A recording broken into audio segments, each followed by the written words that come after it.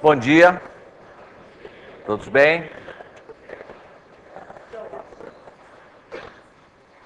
Pessoal dos estados também, bom dia. Hoje vamos falar um pouquinho mais de trigonometria. Ontem vocês tiveram com o Paulo César funções trigonométricas, seno, cosseno, e viram onde elas podem aparecer em lugares assim até inusitados e impensáveis. Realmente a trigonometria que é ensinada no ensino médio é, a nosso ver, bastante exagerada. Os livros didáticos costumam ter um imenso número de páginas com um material muito repetitivo, maçudo, e não é um assunto que os alunos declarem que gostem muito, que seja uma matéria atraente.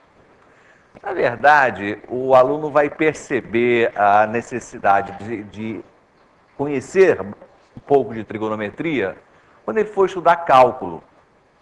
Quando ele tiver que fazer umas integrais, onde fazer substituições trigonométricas seja o caminho natural, ele vai sentir realmente a necessidade de conhecer um pouco mais de trigonometria, de funções trigonométricas, não é? Agora, por outro lado, existe a parte aplicada da trigonometria em problemas práticos, em problemas de geometria, que, aliás, né, ela nasceu dessa necessidade de medir coisas. O ser humano sempre teve a curiosidade ou a necessidade de fazer medidas, de calcular distâncias. E as distâncias, em geral, não podem ser medidas diretamente, a não ser as pequenas, né? Eu pego uma régua, pego uma fita métrica e eu sou capaz de fazer medidas pequenas. Mas quando eu preciso estimar distâncias maiores, é extremamente difícil. Eu tenho que criar métodos para que isso possa ser feito. Como é que eu posso estimar a distância da Terra à Lua? Não é? Então, todas essas coisas, como é que eu posso ter uma estimativa do raio do nosso planeta? Então, todas essas coisas são calculadas, algumas até de forma bem elementar, usando a trigonometria básica, né? A trigonometria que lida com ângulos de 0 a 180 graus apenas. Então, nós vamos ver diversos exemplos, alguns bem interessantes, de material que pode ser desenvolvido perfeitamente na primeira série do segundo grau, e que é prazeroso, não só de ensinar, como também de aprender, né? Os truques, os artifícios, para que nós possamos estimar, então, medidas inteiramente inacessíveis. Bom, desde o tempo da Grécia Antiga, né, que essas medidas começaram a ser feitas, e tudo que nós necessitamos é de uma trena, quer dizer, uma régua, uma fita métrica de um tamanho razoável e de um instrumento que possa medir ângulos. Basicamente, dois tipos de ângulos, né? Ângulos no plano horizontal, tá? Ou seja, eu faço uma linha divisada, né, a um certo objeto, que pode estar bem longe, e movo o meu instrumento, ou o que seja, para uma outra posição, mirando um outro ponto, e eu preciso de um instrumento que seja capaz de medir este ângulo, né, situado no plano horizontal. Um instrumento como esse pode ser fabricado na escola, em casa, com um transferidor, um cabo de vassoura, um pedacinho de cano. Não terá uma precisão assim, muito grande, mas terá uma precisão mais do que suficiente para que a gente possa descobrir realmente distâncias bastante aceitáveis. O outro tipo de ângulo que precisamos medir é o ângulo no plano vertical, o ângulo da horizontal com qualquer reta inclinada em relação a ele, né? E um instrumento que faz essas medidas chama-se teodolito. Vou mostrar aqui para vocês um teodolito. Primeiro, um teodolito antigo. Vai aparecer lá em cima, tá? Cadê? Não, não apareceu.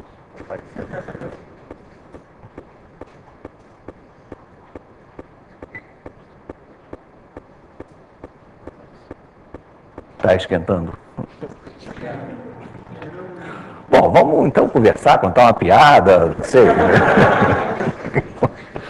Enquanto a moderna tecnologia se resolve. Ah, sim. Mas está muito pequeno, isso ninguém dá para ver. Quem enxerga isso? Mais ou menos, então vai lá que seja.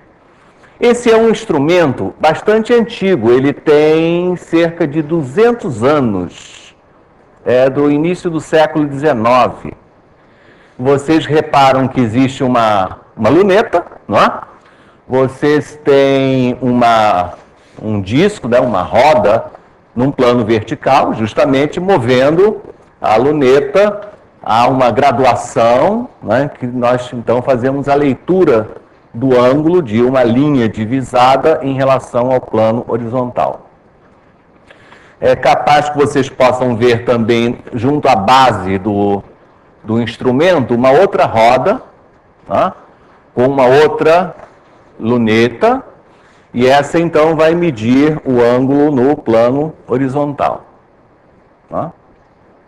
Um instrumento como esse possui diversos parafusos, está vendo? Uma série grande de parafusos. São parafusos chamados micrométricos, em que você, por exemplo, com uma meia volta nesse parafuso, você consegue mover a sua luneta de um ângulo imperceptível. Tá? Um instrumento como esse já tem uma precisão da ordem de 1 ou 2 segundos de arco. Quer dizer, muito boa precisão, já há 200 anos atrás. Tá? Hoje em dia, esses instrumentos são inteiramente eletrônicos. Tá? Você mira um objeto, aperta um botão, move o seu instrumento para um outro, aperta de novo o botão e aparece no visor, né, o ângulo entre essas duas linhas. Então, esse que eu vou mostrar aqui já é um pouco mais moderno, aliás, bastante mais moderno, né, mas o princípio é o mesmo. Né, é uma luneta em que você tem, então, 2 discos, 2 rodas, para fazer, então, as medidas, né, em 2 planos, horizontal e vertical. Então, esse é o teodolito, tá? Instrumento espetacular, fez parte do desenvolvimento do homem, e é simples de fabricar, mesmo em casa, alguma coisa que sirva para tirar umas medidas. Perfeito? Muito bem. Então, nosso primeiro exemplo vai ser fazer uma medida. Aqui no Rio de Janeiro é ótimo, porque nós temos muitas montanhas, tem mar, tem ilhas e tal, então é um monte de coisa interessante para a gente medir, mas eu creio que em cada lugar onde vocês estejam, existam coisas também interessantes e curiosas para serem medidas. A primeira coisa que nós vamos medir é a altura desse morro aqui, ó. Esse é o Pão de Açúcar. Tá? Muito bem. Como é que eu vou, né? Eu posso imaginar fazer uma medida da altura dessa belíssima montanha. Esse é o problema mais fácil. Porque vocês reparam que de onde eu tirei essa foto, eu estou quase ao nível do mar. E existe atrás de mim um terreno plano muito extenso. Esse lugar de onde eu tirei a foto, ele era mar há uns 50 anos atrás. Ele foi aterrado e essa região muito ampla, muito plana, chama-se Aterro do Flamengo. Hoje tem jardins belos, restaurantes, etc., uma área de lazer aqui do Rio de Janeiro. E me permite, uma coisa sensacional, me permite andar, né, fazer medidas em duas posições diferentes, num plano horizontal. Então veja o que nós fazemos. Então, nosso problema 1, que é fazer a medida desse morro aí, a altura dele.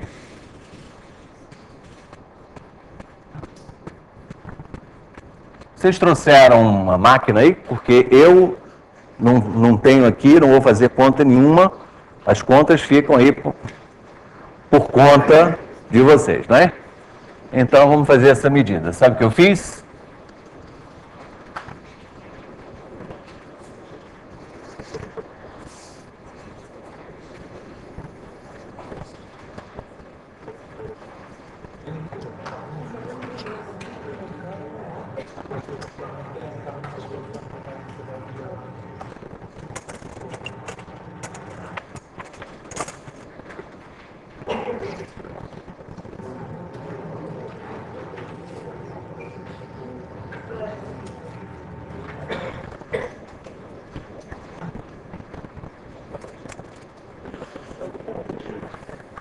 Bom, é claro que a altura dessa montanha, né, que eu representei aqui por este segmento de reta vertical, passa por dentro dela, né? Quer dizer, então isso aqui é um esquema, essa linha é inteiramente inacessível, o pé dessa perpendicular, né, não existe.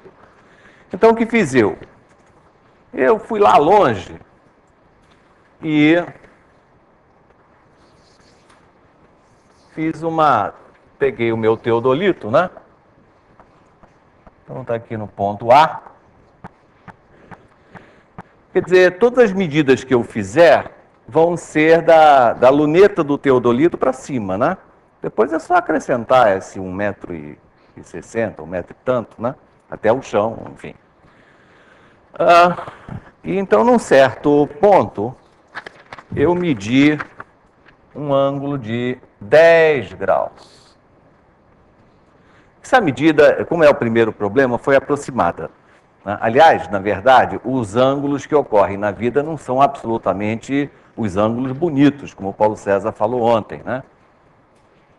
Os livros aí diversos têm capítulos inteiros em que você tem centenas de problemas só com ângulos de 30, 45 e 60 graus. A vida não é assim, não é? Pois é. Esse também não deu 10 graus, mas como é o nosso primeiro, então foi aproximado. Bom, aí, o que fiz eu? Eu me aproximei. O terreno me permite andar em direção ao objeto, né? Andar em direção a ele. E, num ponto mais próximo, eu fiz uma outra medida. Então, como eu estou mais próximo, esse ângulo aqui é um pouco maior. 14 graus. E sim, eu tenho o meu instrumento que se chama trena, né? Que é uma fita graduada de grande tamanho, né? Que eu vou desenrolando, eu então faço medidas relativamente grandes no plano horizontal. Então o terreno realmente me permite isso, é o caso mais simples, e essa distância aqui, eu andei 650 metros. Muito bem, com esses dados vocês conseguem planejar algumas contas que me determinem essa altura? Como seria possível isso?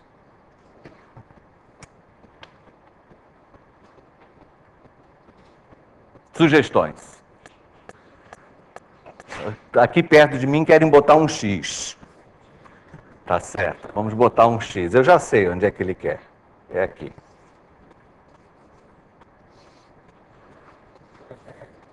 Por que você escolheu tangente? Você tem as duas categorias. É, claro, porque as medidas que interessam estão nos catetos de triângulos, retângulos, né? Senos e cossenos poderiam ser usados, mas evidentemente o bom senso recomenda que não, porque eles precisam da hipotenusa, né? Das hipotenusas. Então, o que nós temos aqui? A H sobre x, né? Oposto por adjacente, é a tangente de 14. Por outro lado, no triângulo retângulo maior, H sobre x mais 650 é igual a tangente de 10 graus. Pronto, é um sistema simples, não é? Porque este H eu posso substituir por x vezes tangente de 14. Isso aqui, então, é a tangente de 10, que multiplica x mais 650.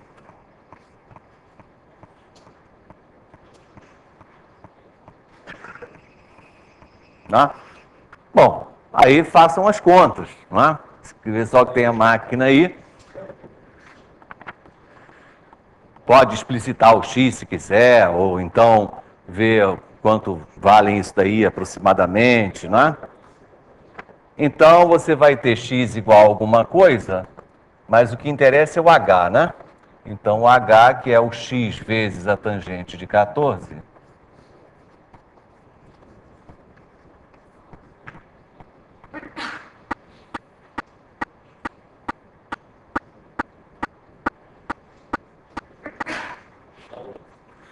isso que vocês estão fazendo aqui nos outros estados deve fazer parte do ensino. Ou seja, manejar uma calculadora hoje é importantíssimo. Não há mais por que proibir. Sim, você tem toda a razão. Muito pelo contrário, já faz parte da nossa vida. Assim como o computador, né? Já faz parte da vida, não tem que negar. E saber explorar os recursos da calculadora é muito interessante e necessário. Bom, alguém tem um número aí para dizer para mim? Já quero o final aqui para...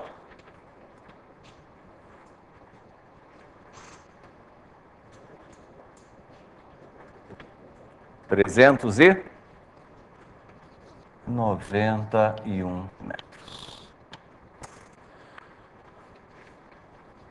Então, aquilo que vocês estão vendo, né, aquela casinha lá em cima, está em relação a este plano, a uma altura de quase 400 metros. Uma outra coisa que eu queria falar é a questão da precisão. Não é? Claro que vocês vão utilizar nas tangentes aqui a precisão melhor possível, de acordo com a sua calculadora. Mas na hora de você dar uma resposta, isso daqui vai aparecer na sua calculadora algo do tipo 391, aí vai ter um bando de casas decimais aqui. Tá? Isso é inútil. Né? Se eu estou querendo medir a altura de uma montanha, alguns décimos de milímetros a mais ou a menos é ridículo, até pedante, né? Você fornecer esse tipo de informação, porque não faz sentido nenhum. É como, por exemplo, eu perguntar qual é a distância do Rio de Janeiro a São Paulo, e alguém me responde 407 quilômetros, 297 metros, 53 centímetros e 4 milímetros. Distância entre duas cidades. Não é possível. Né? Tem que ter bom senso na hora de responder. Ok. Então, estamos aí com o nosso primeiro problema.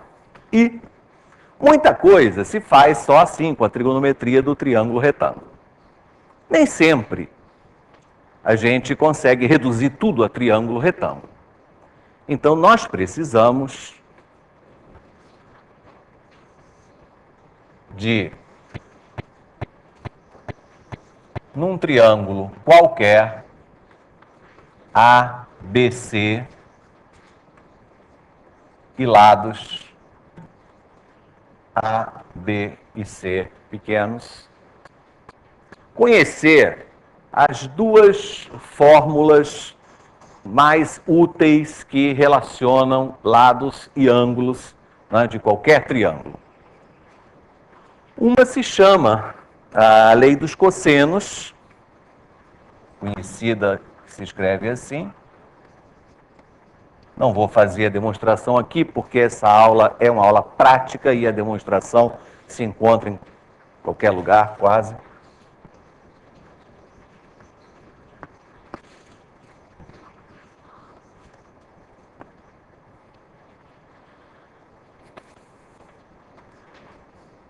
Vamos reparar essa fórmula maravilhosa. Ela relaciona, né, os três lados de um triângulo e mais um ângulo, exatamente o ângulo oposto ao lado que você usou para iniciar a sua fórmula. Né? Você pode começar ela escrevendo ou A, ou B, ou C, mas uma vez que você optou por começar por um lado, você termina no ângulo oposto. Ela é capaz, por exemplo, de, se você conhece os lados B e C, e ainda o ângulo entre eles, ela calcula sem sombra de dúvida o tamanho do lado oposto. Se você, por outro lado, conhece os três lados, A, B e C, você então usa essa fórmula para calcular o cosseno de um ângulo. Então, o cosseno de qualquer um dos três ângulos se calcula usando essa fórmula que alguns chamam de lei do cosseno, porque só tem um cosseno. Enfim. Por outro lado, imagine que você conheça o lado A, o lado B e ainda o ângulo A. Conheça esses três elementos. Então, este elemento é conhecido, B também é conhecido, o cosseno de A também é conhecido. Então, o lado C passa a ser a nossa incógnita. Se C é incógnito, você percebe que você caiu numa equação de segundo grau aqui em C. Não é? Que, como todos sabemos, pode ter duas soluções, uma ou nenhuma. Então, essa fórmula está fazendo para você a discussão da existência do triângulo. Não é? Ou seja, ela pode te mostrar que existem dois triângulos diferentes com os dados apresentados. Ela pode te dizer que só existe um triângulo com os dados apresentados. Ou ela pode te dizer que esses dados aqui são incompatíveis, não existe um triângulo com eles. Tá? Então, é uma fórmula extremamente útil e funciona em qualquer triângulo. Uma outra companheira dela é a lei dos senos.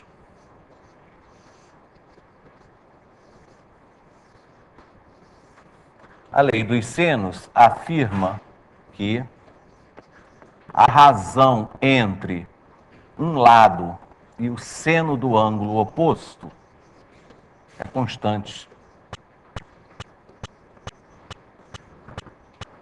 Essa é a lei dos senos. Para os que conhecem o assunto, né, já sabem que a constante que sai daí tem um significado, ela é o diâmetro da circunferência circunscrita, mas no momento eu não estou precisando disso. Então aqui as duas fórmulas que nós usamos. Vou fazer uma pergunta aqui, pergunta difícil. Quero que vocês me respondam. O pessoal dos estados também está valendo, hein? V ou F para a seguinte afirmação que eu vou fazer. É um parêntese na aula, tá? A, B e C são os ângulos de um triângulo. Eu quero saber se é sempre verdadeiro ou não que o seno de A seja menor do que o seno de B mais seno de C?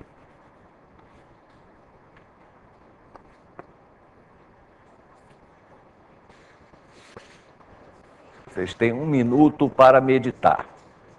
Quero saber se isso é sempre verdadeiro ou não.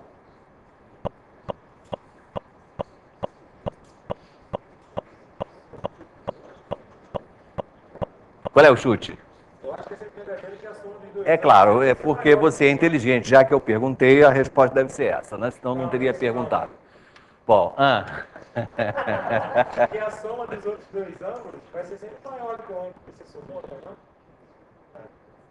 não? não, de jeito nenhum. Se você tiver ângulos de 50, 60 e 70 graus. Lembra que mesmo que você, uma relação entre dois ângulos, não tem nada a ver com a relação entre os senos desses dois ângulos, não é?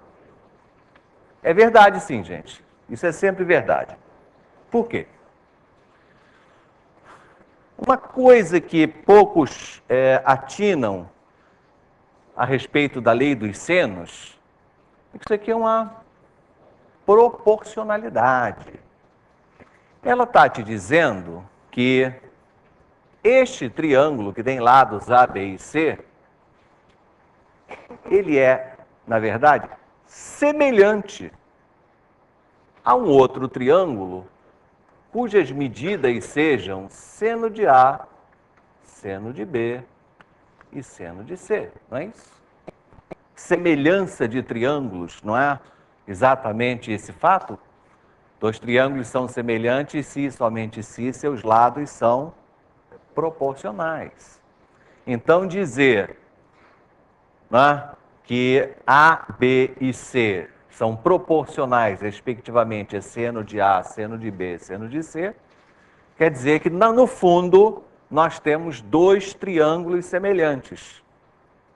Um que tem lados A, B e C, e um outro, né, possivelmente pequenininho, né, cujas medidas dos lados são exatamente seno A, seno B e seno C. Ora, se eles são semelhantes, eles têm os mesmos ângulos. Perfeito? Então, é claro que em qualquer triângulo, cada lado é menor do que a soma dos outros dois.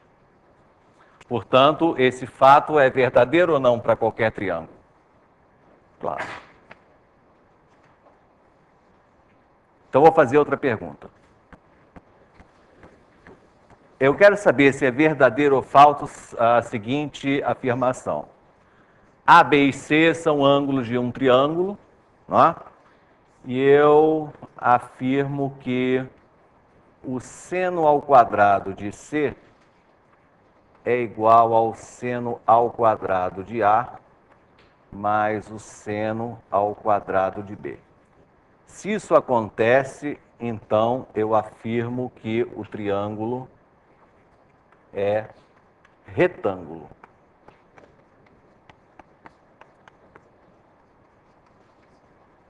Tá certo isso? Se este fato acontece, é correto concluir que o triângulo seja retângulo, sim ou não? Sim. Pela mesma razão, não é?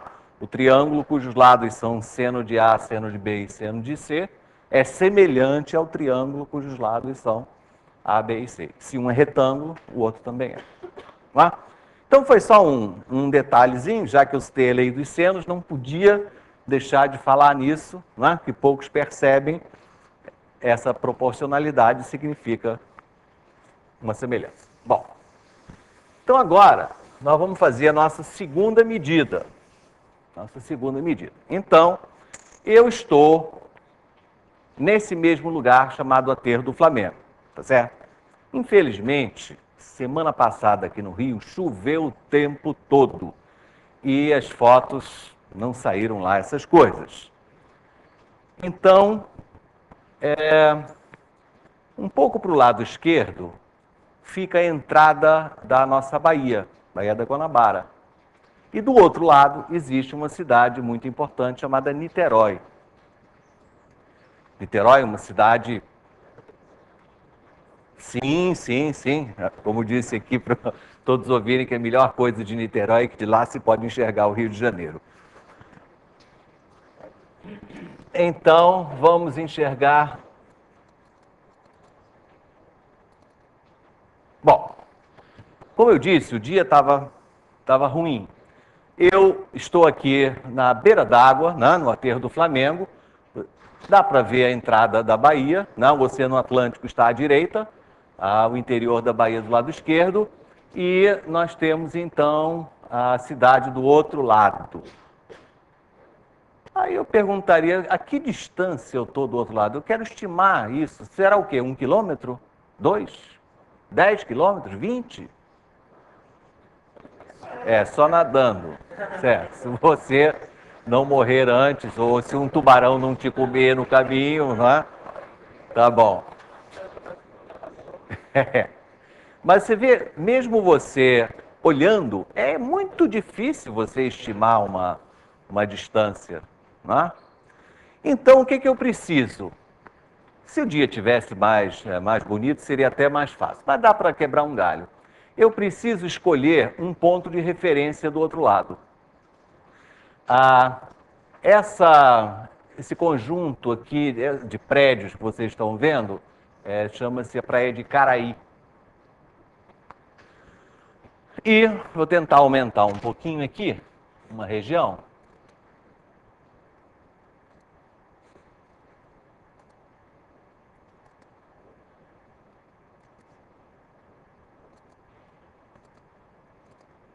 Ué, tá vendo? Hein? Ah, dentro do quadradinho. Não quer. Hein?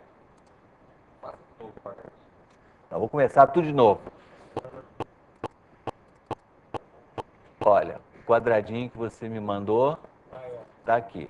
Dentro dele, não quer. Opa! Bom, tá certo. Melhorou. Eu preciso de um ponto de referência. O dia está ruim, né? Eu posso, por exemplo... Tá vendo esses branquinhos aqui? É o Museu do Niemeyer. Isso. Por exemplo, é um bom ponto de referência ou algum outro que eu consiga enxergar. Né? Tá bem. Então, qual é a minha situação?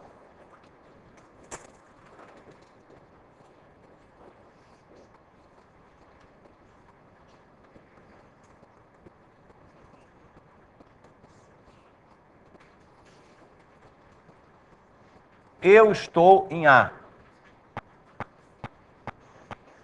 E o ponto P é lá o Museu do Niemeyer, por exemplo, digamos, lá o meu ponto de referência.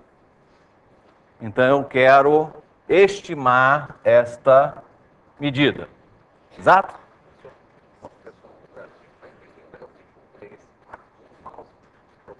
Ah, sim. Pessoal que... Ué, só tem essa... Tá, essa mãozinha serve, né? Pois é, essa mãozinha, em cima dessa mãozinha tem um branquinho visível. Tá? Esse é o museu que foi construído pelo nosso grande Niemeyer. Museu belíssimo, não dá para ver aqui. Mas o que nós precisamos é simplesmente de um ponto de referência. Então fica sendo esse. Então eu vou medir a minha distância de onde eu estou até esse ponto. Então eu estou no ponto A e lá, onde a mãozinha está apontando, do outro lado da entrada da Bahia. Como eu disse para vocês, eu estou num terreno muito plano, que é ótimo. Daqui a pouco nós vamos ver que nem sempre essa facilidade ocorre. Então eu me movo, eu ando, né, no aterro do Flamengo, uma certa distância, que é inteiramente arbitrária. Eu ando quanto eu quiser. Na verdade, quanto maior, melhor. Quanto é que eu andei aqui? 1 quilômetro.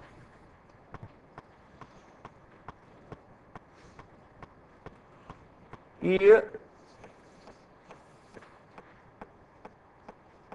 no ponto B, eu posicionei o meu teodolito novamente. Tá?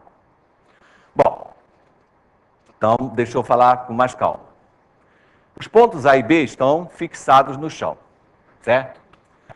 Eu estou com o meu teodolito em A, e eu peço para o meu ajudante, lá em B, com uma bandeira do Fluminense, digamos, para ficar mais visível, correto? E eu olho para ele, tá certo? Zero o meu teodolito, e aí movo o meu teodolito para enxergar lá Niterói.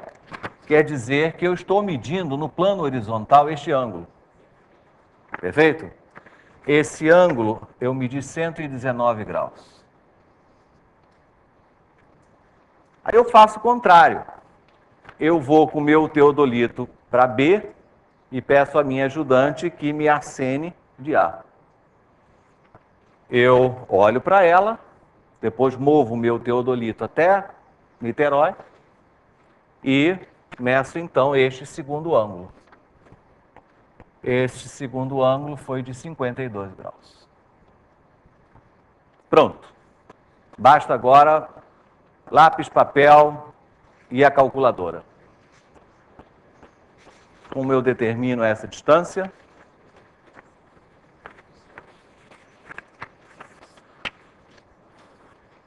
É uma situação bastante distinta desta, né? Aqui eu só precisei da trigonometria de triângulo retângulo. O que eu vou necessitar? Qual é a ferramenta que eu vou usar para resolver este caso? Qual das duas? A de baixo. Não é? O que ocorre? O triângulo tem uma propriedade fantástica, que eu posso conhecer o ângulo lá de Niterói sem precisar ir lá. Não é? Isso é uma coisa belíssima.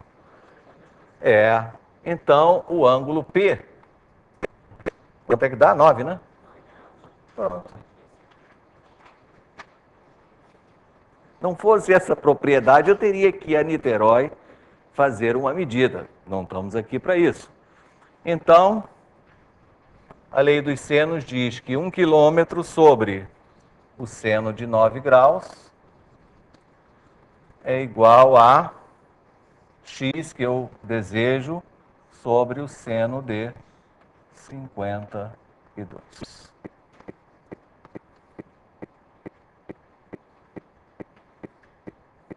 Agora vocês.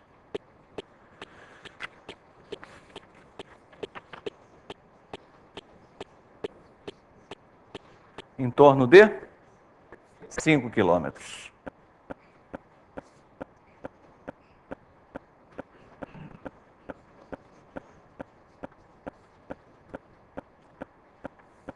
Bem próximo de 5, 5,0 alguma coisa.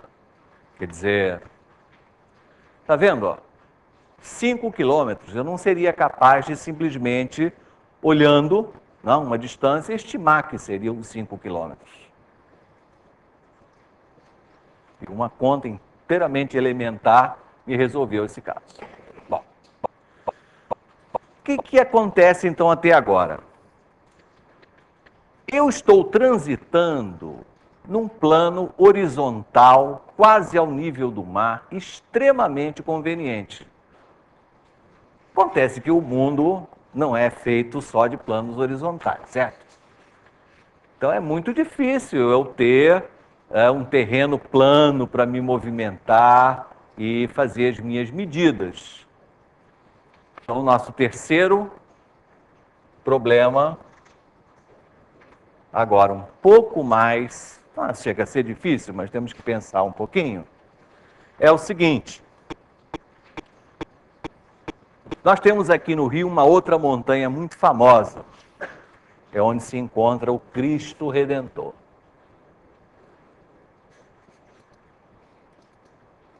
Olha ele aí. Abaixa um pouquinho a tela, só para a gente ver aqui a parte de baixo. Bom, a estátua do Cristo Redentor está ali na seta, ok? Está ali em cima da montanha. Eu quero saber a que altura tem essa montanha. Um laser. Se tu me ensinasse como ligar.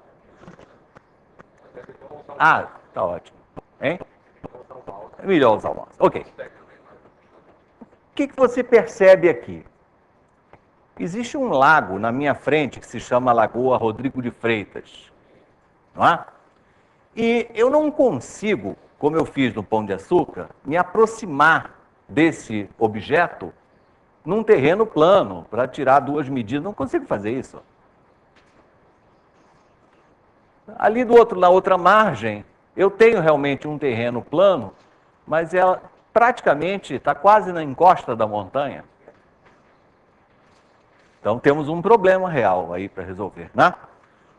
As minhas medidas, elas podem ser feitas nessa região aqui, ó, que está praticamente ao nível do mar, porque a lagoa tem conexão com o mar, e então o nível da água é praticamente o mesmo nível do mar. Eu tenho um terreno plano, mas eu não consigo, nele, me mover em direção ao objeto. Então, o que vamos fazer? Vamos fazer o seguinte. Vou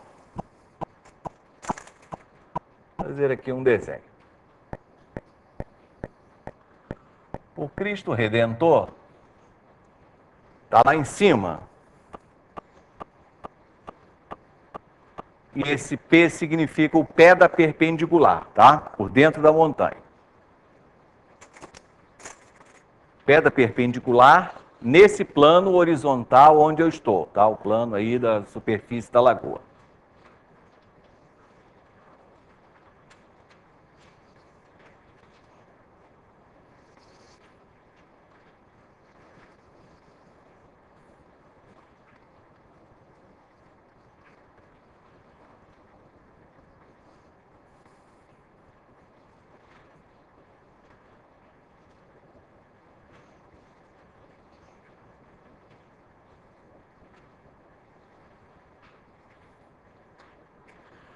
Bom, os pontos A e B estão bem aqui na beira da lagoa, nessa rua chamada Borges de Medeiros. Então, na minha figura, o ponto A está aqui na seta, tá? O ponto B está está longe, né? Mas está na mesma rua, na beira dessa lagoa. Então, lá naquele meu desenho, ponto A aqui, ponto B lá, e eu consigo, um pouco de paciência, estender a minha trena de pedaço por pedaço e conhecer essa distância aqui AB, que foi de 660 metros. Tá? Bom, com o meu teodolito, de A eu enxergo C e também de B enxergo C. Então, essa é a situação que eu tenho. Certo? Muito bem. O que eu posso medir? Ângulos medidos. Este ângulo vertical, né, no plano vertical, C, A, P, isso deu 29,7 graus. Agora as medidas já não foram arredondadas não, ok? Esse outro ângulo aqui, igualmente no plano vertical, C, B, P, igual a 30,6 graus. E os ângulos aqui no plano horizontal,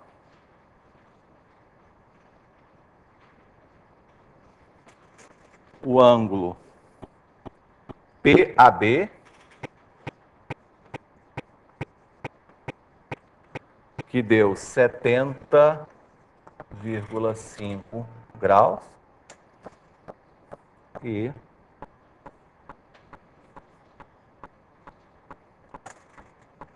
PBA igual igual a 77,9 graus. Conhecendo essas medidas, 1 minuto para planejar como se pode estimar esta altura.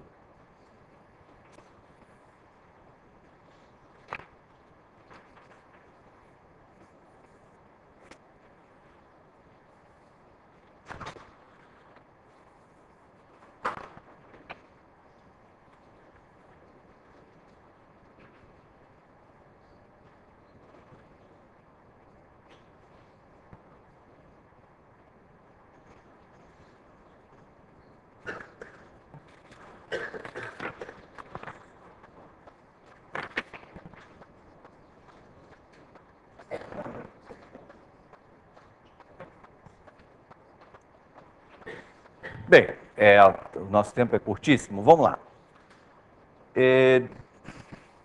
Mais uma vez,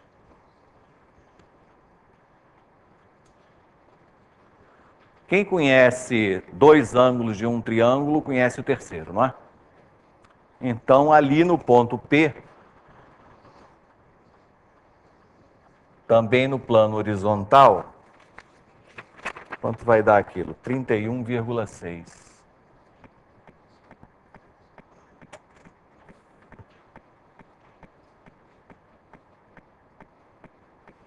Portanto, eu vou me dedicar a calcular um desses dois lados do triângulo PAB, ou PA ou PB. Né? Digamos que eu calcule PA.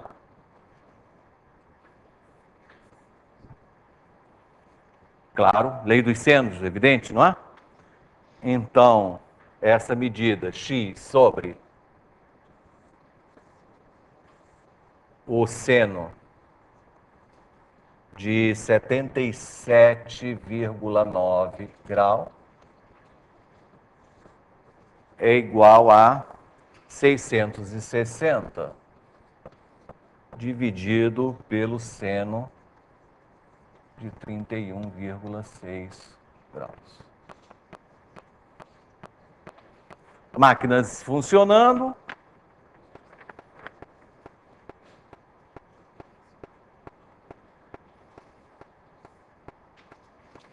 Então, esse cara aí foi calculado, certo? Deu não sei quanto.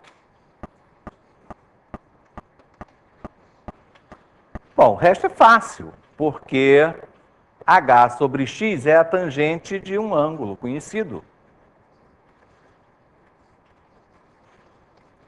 É a tangente desse cara aqui, 29,7.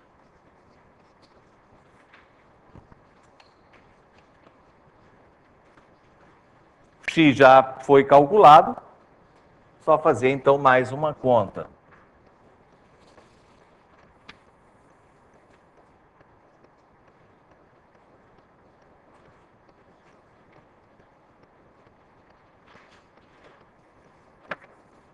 Eu fiz ontem isso, eu achei 702.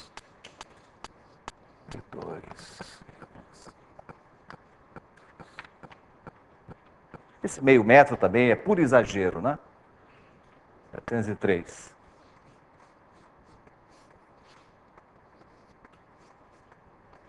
Olha aí. Descobri que o Corcovado está bem mais alto que o Pão de Açúcar. O Pão de Açúcar era um pouco menos de 400 metros e esse aí ligeiramente maior do que 700 metros. Não, até a base. Então, uma pergunta, vamos ver com o mouse aqui. Tá? Eu ainda quero de longe estimar a altura do Cristo. Então aqui, meu ponto de visada foi na base, né? Mas eu consigo enxergar a cabeça dele também, né? Ali na pontinha da seta. Então é um problema interessante você, né, de longe, estimar a altura do Cristo. Outra coisa que eu quero falar é o seguinte, tem um dado aqui que não foi utilizado, percebeu? Foi esse ângulo aqui. Porque eu poderia ter calculado ou PA ou PB para finalizar o problema, ou no triângulo vertical CPA, ou no triângulo vertical CPB. Isso daqui, na verdade, é usado para a gente fazer um segundo cálculo. É claro que tem erros aí, tá certo? Pequenos erros. Então você calcula por um lado, você refaz os cálculos para o outro lado e você escolhe, né, a média como um resultado mais aceitável. Wagner, eu gostaria que você explicasse como é que você calculou, como é que você mediu o ângulo BAP. A. Eu não medi o ângulo B. Ah, sim, o ângulo BAP com o teodolito. Ele faz isso. Sim, mas como? Se você não enxerga o ponto P? Não, mas o teodolito tem a direção horizontal. Então, quando o teodolito faz assim, ó. Você está dizendo esses 70 graus aqui. Ah, eu tinha mostrado. Não, mas o problema é saber o ponto P onde está. Não precisa, porque o teodolito ele já te dá o plano vertical que passa por qualquer ponto do espaço. E mede o ângulo no plano vertical com o plano horizontal. Deixa eu te mostrar aqui rapidamente. Não, mas o ângulo é horizontal. Tem dois, ó. Deixa eu te mostrar aqui um. Aqui. Ele tem essas duas rodas, não é? Então basta que você... Mas o ângulo a que eu estou me referindo é o ângulo horizontal, BAP. Basta que você olhe. Você olha para B, zera as duas escalas, horizontal e vertical. Aí você pode fazer qualquer movimento e você finaliza olhando para o Cristo. E clica. Você tem nos dois visores, você tem dois visores. Ele já mediu os dois ângulos, um horizontal e outro vertical, nos dois visores do aparelho. Um só percebeu o movimento nesse sentido, independente desse. E o outro só mediu esse ângulo independente do outro. Então nós temos dois visores independentes, funcionando nessas duas rodas aqui. Bem, só um instantinho. Bom, ainda tem um tempinho. Não percam hoje à tarde que vocês vão calcular uma coisa inusitada, que é uma... No Rio de Janeiro, a gente tem um mar, naturalmente, e tem ilhas por aí. Então vocês vão imaginar uma maneira de, estando na praia, no continente, estimar a distância de uma ilha até a outra. Quer dizer, você vai estimar uma medida em que você não vai colocar o pé nem numa nem na outra. Isso vai ser um dos exercícios e é bem interessante resolver. Bom, agora vamos ao nosso quarto problema.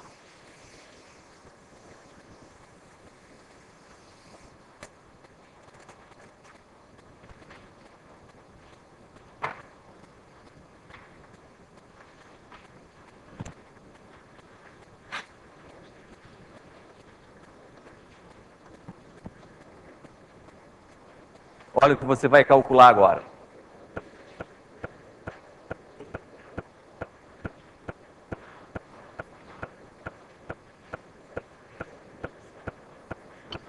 Vamos estimar que raio tem o nosso planeta.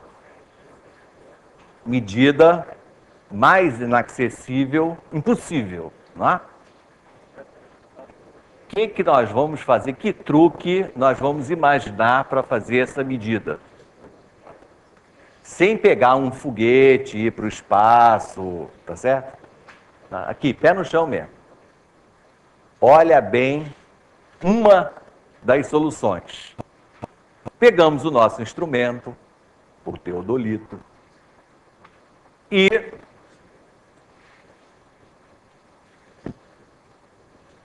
subimos lá no Corcovado com ele. Então agora, eu e vocês também estão lá em cima do Corcovado, e lá de cima, eu tinha uma foto, mas eu esqueci, fico devendo, lá de cima se vê o mar, até onde a vista alcança. Isso é uma situação privilegiada, você ter uma montanha relativamente alta, da qual você pode enxergar o horizonte, não é? O ponto mais longe na superfície da Terra que a gente consegue enxergar. Qual é, então, a situação aqui esquemática? Então, a Terra, estou supondo perfeitamente esférica, tá? Aqui o nossa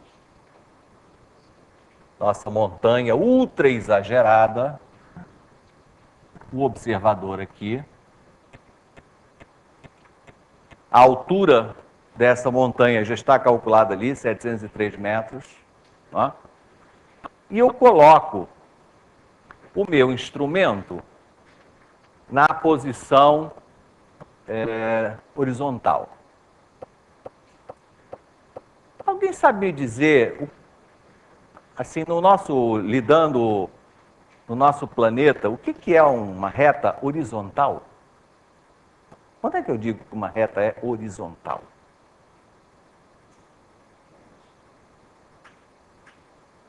O que é uma reta horizontal? Eu sei, intuitivamente você sabe. Essa aqui é horizontal? E essa aqui? Essa é, bom, você sabe dizer quando é, quando não é, mas vamos explicar isso em...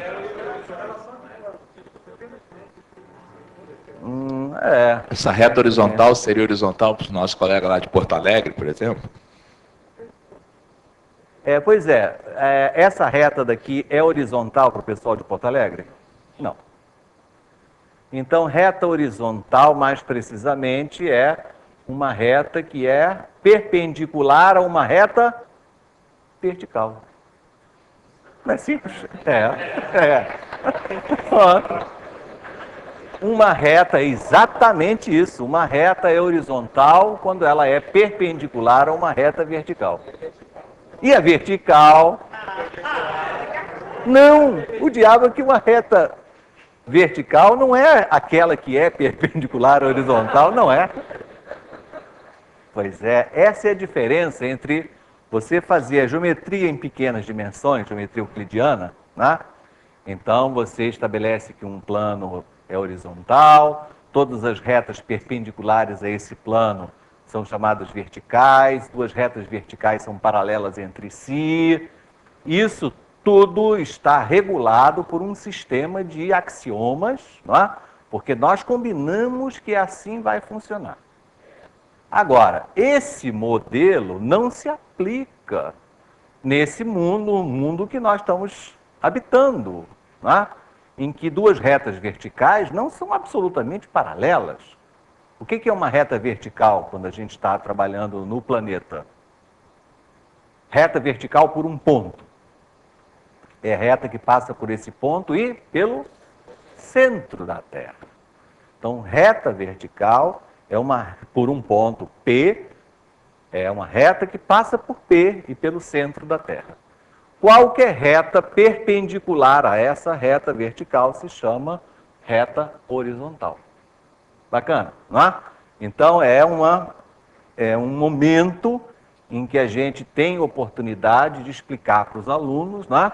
O modelo da geometria euclidiana e que, evidentemente, se eu estou numa situação diferente, eu tenho que adotar outros axiomas e outras situações. Bom, então, eu sei, aqui essa reta vai para o centro da Terra, então essa reta é a horizontal.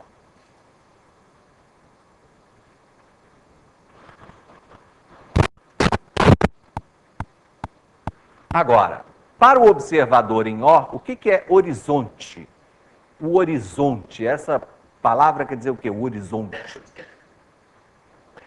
É o ponto mais afastado da superfície da Terra que a gente consegue enxergar. Onde é que está aqui nessa linha aqui, nessa circunferência, o ponto mais afastado que O consegue enxergar? Na tangente. Então, gente, olha só, o cara que está lá em cima, né? Se ele olhar na direção horizontal, ele só vê o céu. Para ele enxergar o horizonte, né? Quer dizer, ele tem que baixar um pouquinho. avisada?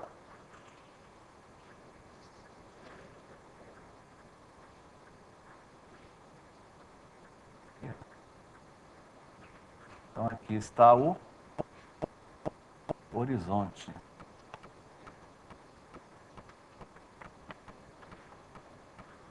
É o horizonte. E esse ângulo pode ser medido? Pois é.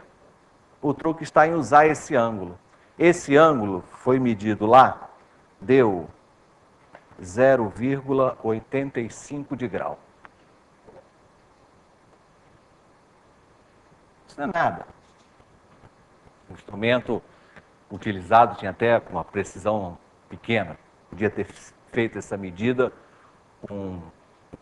com precisão de meio milésimo de grau. Ou seja, lá na quinta casa decimal. Há instrumentos que fazem isso. Bom, então eu conheço esse ângulo e conheço essa altura, que a gente já sabe que deu 703 metros. Eu afirmo que com isso a gente pode calcular o raio da Terra.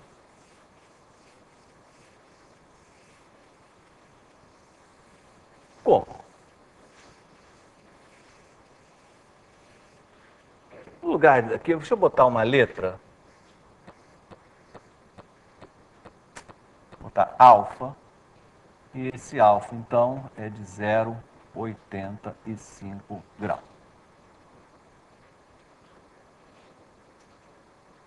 Agora, raciocínio. Como que utilizando H e alfa eu posso estimar, né, o raio da Terra? Bom, eu tenho que usar um fato que ainda não está claro, que isso aqui é tangente, tá? Isso daqui, é claro que eu tenho que achar o centro da Terra. Aqui não. Vamos supor que o centro da Terra esteja aqui, tá? O quadro acabou. E eu tenho que usar esse fato aqui, ó. Isso.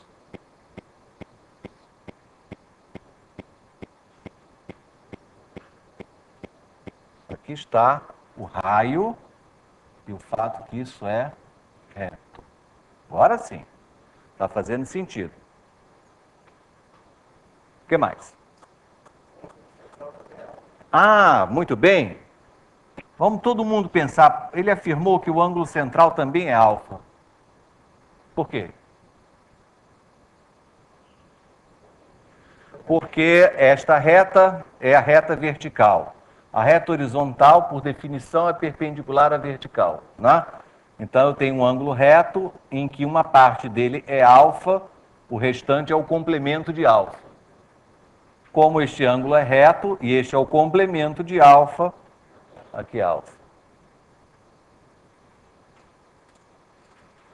Tá certo? Qual é a relação trigonométrica mais adequada no caso? Cosseno, porque deste alfa as medidas envolvem, né, o cateto adjacente e a hipotenusa. Então nós temos que R sobre R mais H é a tangente de alfa. Cosseno de alfa. Olha aí que beleza. Então R é igual a R cosseno de alfa mais H cosseno de alfa. Passa para cá, põe em evidência. R é dado por H cosseno de alfa sobre 1 menos cosseno de alfa. Bom, quando vocês forem fazer essa conta, tomem cuidado. Porque alfa é um ângulo bem pequeno, não é? Então, o seu cosseno é próximo de 1. É ligeiramente menor do que 1. Correto? Portanto, é claro que esse denominador é muito pequeno. Isso significa que um errinho aqui embaixo afeta muito o resultado, correto? Isso. Então não façam aproximações grosseiras aqui nesse denominador. Vai te dar um erro gigantesco. Tá? Então tenham essa sensibilidade, né, de quando é que você deve tomar um cuidado maior na aproximação das medidas. Perfeito. Feitas as contas, eu achei 6.630 quilômetros. Tem que entrar o H aqui, eu já tinha colocar em quilômetros, né? 0,703 e botar um cosseno de alfa bem robusto e você vai achar aproximadamente isso. Não é um bom resultado, quer dizer, é razoável, é razoável, digamos. Afinal de contas, o raio da Terra fazer essa medida é um negócio espetacular. Uma medida mais precisa vai indicar que esse número está um pouco grande demais. O raio da Terra é da ordem de 6.400 quilômetros, mas já deu para dar uma boa ideia. A medida principal aqui que a gente tem que fazer com um instrumento muito bom é esse ângulo aqui, ó. Que aqui está só com 2 decimais, mas eu podia ter ido além, né, e ter encontrado uma resposta bem melhor. Aqui foi meio grosseira essa medida. A outra não, a outra está boa. Certo? Então, hoje à tarde, vocês vão ter 2 problemas interessantes. Esse que eu falei das ilhas, e vão ter um problema muito legal, que de um cara que está construindo uma estrada e tem uma montanha no meio, aí ele tem que fazer um túnel, né?